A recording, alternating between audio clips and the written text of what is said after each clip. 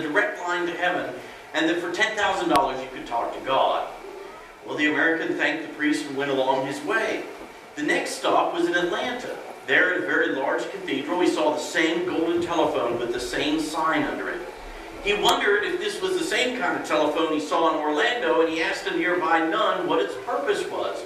She told him that it was a direct line to heaven, and that for $10,000 he can talk to God.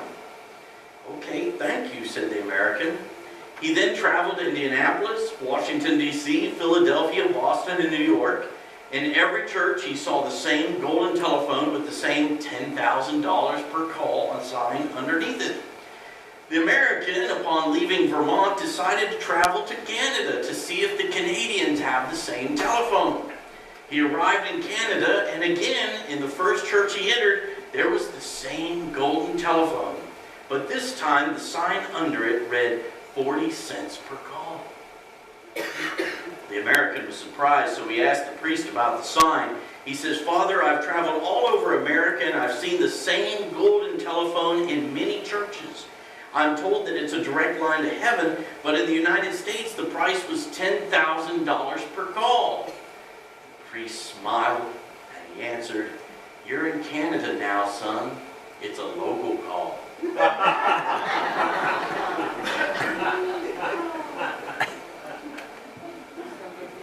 Thought that would be an appropriate beginning point today, because Jesus, the scripture says, went up on the mountain.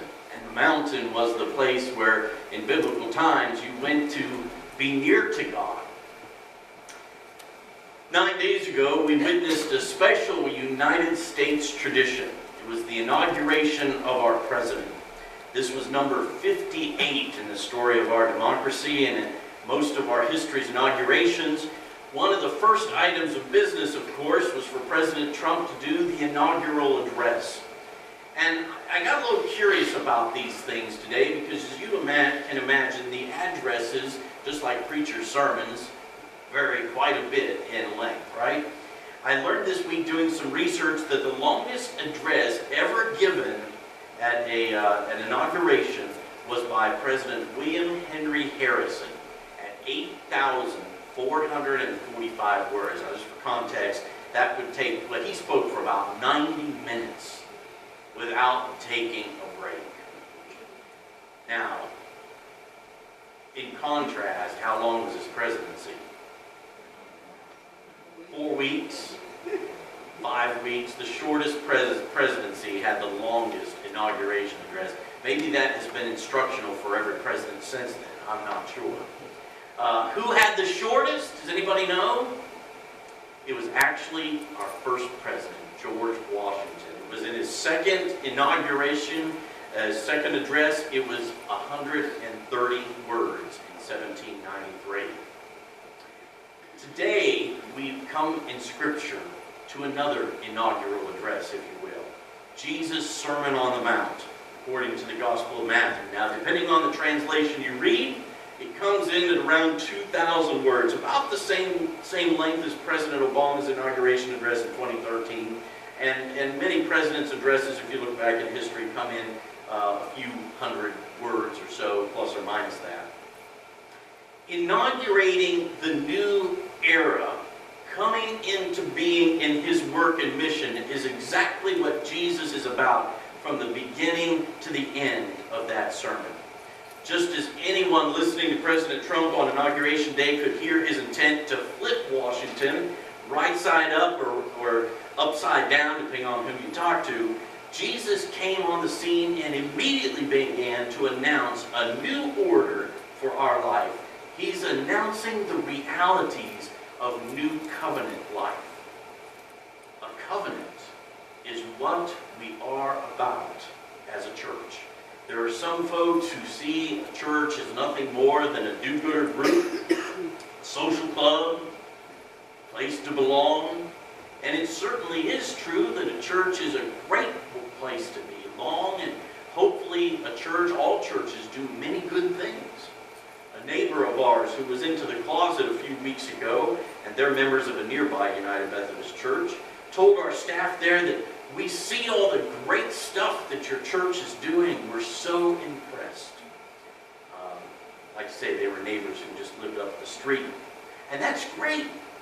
But we aren't, however, doing good just to do good, just because it's a fashionable thing to do. It's because we're new covenant people who became covenant children in our baptism. That's the foundation of who we are and how we are in the world. Jesus isn't just wanting to give his followers an ethos to live by in these Beatitudes. In other words, live like this and you'll be blessed. Many people have fallen into that trap, and there's sort of a trap set for us as we read these words. In fact, the writer of the introduction kind of had that in his words of the introduction.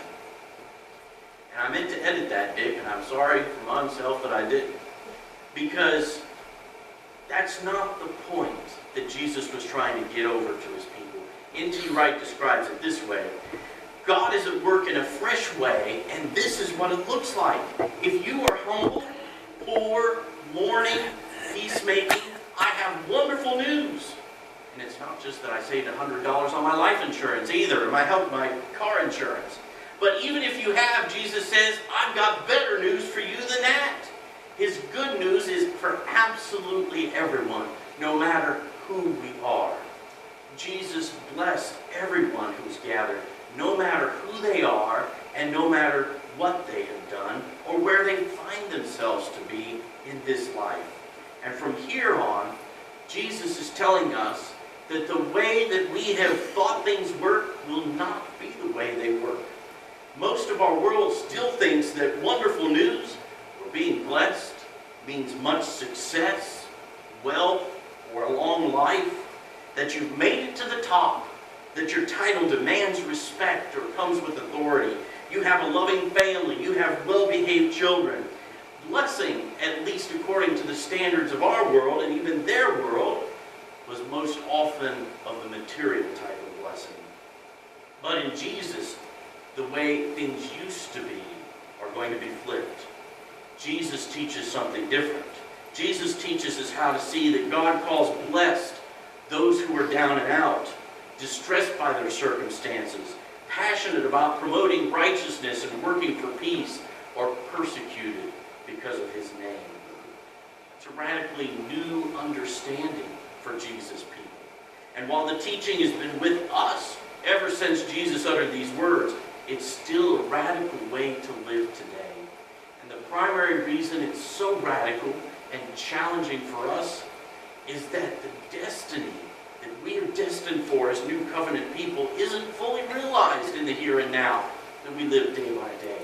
There is still the present world that we know today and the promise of the coming reality of the kingdom of heaven. That's why we pray, as the disciples were taught by Jesus, pray, your kingdom come, your will be done here on earth as it is now in heaven. There is a yet to come. That's our new covenant hope. Yes, those who suffer the persecution because of Jesus are subject to awful things in our world. And when we mourn, we are filled with waves of sorrow and grief. And mourners often go uncomforted. The meek often don't inherit the earth. Kids don't always make great choices. Lovers fall out of love. Jobs are lost. Tragedy strikes. Yet Jesus tells us no matter where we might find ourselves to be today, that we are blessed.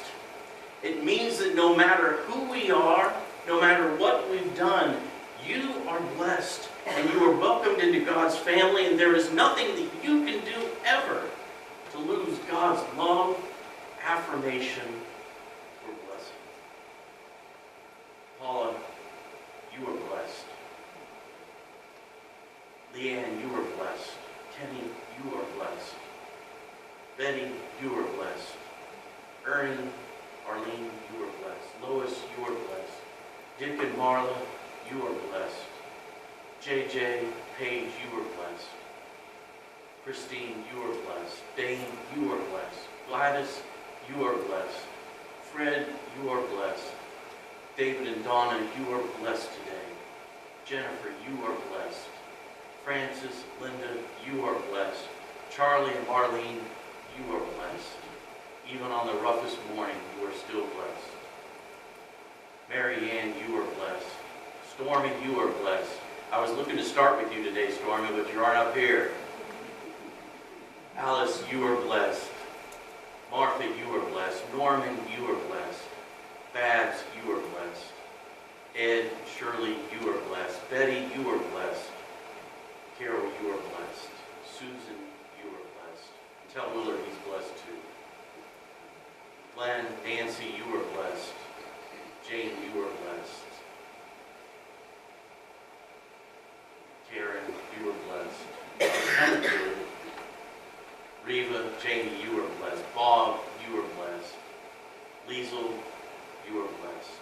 Dana, you are blessed. I think I've blessed everybody. We already took care of the kids. Oh, Dawn, thank you. Dawn and Alice, you are blessed. Who did I miss? One more. Thank you. We got him. Yep, we got him. Thank you.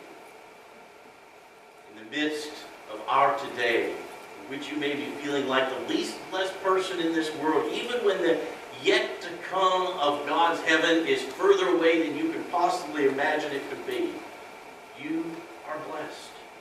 That's wonderful news for us and for the gospel.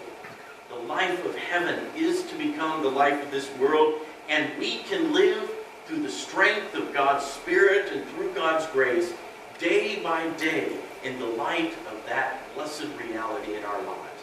Tell somebody that they are blessed today. Okay? Amen. As we respond to God's Word today, we're going to sing number 431 in our hymnal, Let There Be Peace on Earth.